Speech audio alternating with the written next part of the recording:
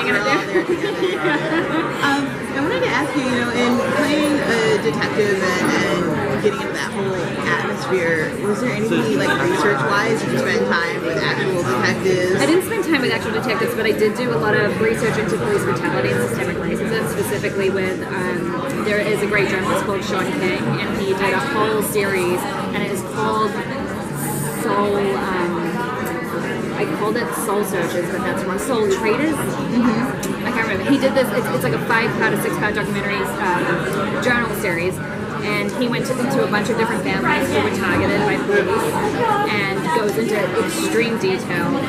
And so I did a lot of research into that, specifically in New York, because Bridget comes from New York to New Orleans, so I wanted to know what she'd seen, because she is somebody that fights for justice, and even when Tyrone first comes to her, she's trying to play by the book as much as she can, but she knows what he's claiming is going to be true because she's seen it so many times. So it was important for me to understand where she come from and what she'd seen.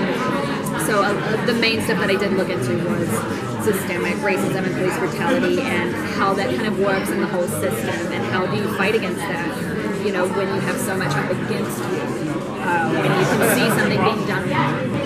So that was a huge part that I incorporated into my backstory and my research. Yeah. How much of a challenge is it to keep her grounded, especially in a show where there's powers and things like that? Well, it can be difficult, but we're so lucky because our writers are so great.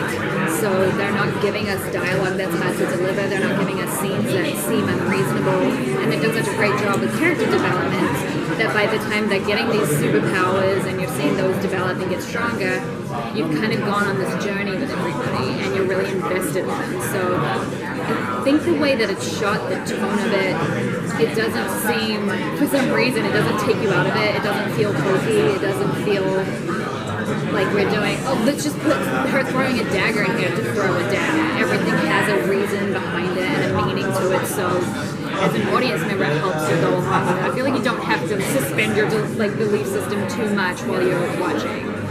Yeah. Cool. So, what was the most important thing? You talked about the police brutality part of it, analyzing and looking at it from that point of view. What was the most important thing you wanted the audience to take away from the role? Well, I think that just the fact that we're acknowledging that it exists, because people are still pretending that it doesn't. And the majority of our audience is grateful that we're doing it. There are some people that, do the hashtag All Lives Matter crap. But at the end of the day, you can't deny it. If you're looking to deny it, then you're part of the problem. And we don't want to be part of the problem. We want to shine a light on things that are going on because it's, there's that quote that says, if one group of people is oppressed, everyone's oppressed, and that's true. So we're trying to shed a light on all these things and start these conversations, whether it's systemic racism, police brutality, and sexual assault. And we did that with Tandy in that storyline, and even though he was proved to go along with it, she didn't get her justice. And a lot of people were frustrated, like a lot of people did tweet me, like, you didn't do anything as a detective, and I'm like, but that's realistic. That's realistic. Unfortunately, that's realistic. I mean, you look at the victim blaming that goes on, even when tons of people are coming forward and talking about something like, but what were you wearing? Are you sure? Maybe you did consent. Like, there's so much victim blaming, and that's another thing that people don't understand.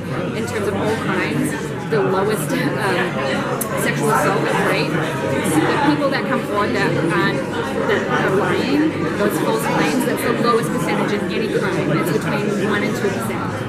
But no one ever, in any circumstance of any other crime, questions someone who comes forward about something that happened to them. So, I mean, even if you look at Terry Crews and everything that he's been going through, and then people are making fun of him when something extraordinarily horrible happened to this person. So I like the fact it was horrible. Obviously, you wanted to see Tandy get justice, but I like the fact that we made it realistic. They kind of revealed that season 2 we'd be seeing Mayhem in season 2.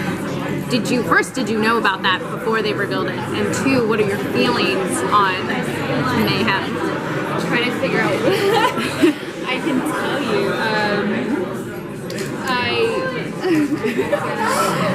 I would say Bridget is going to have 2 more massive knocks by the end of the season. And you'll, maybe see...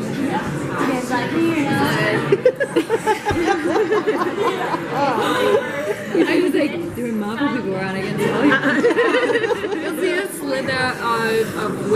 can I go season 2. But there are some clues in the artwork and everything that they released. Nice dancing job. Did you? Really good. Really well.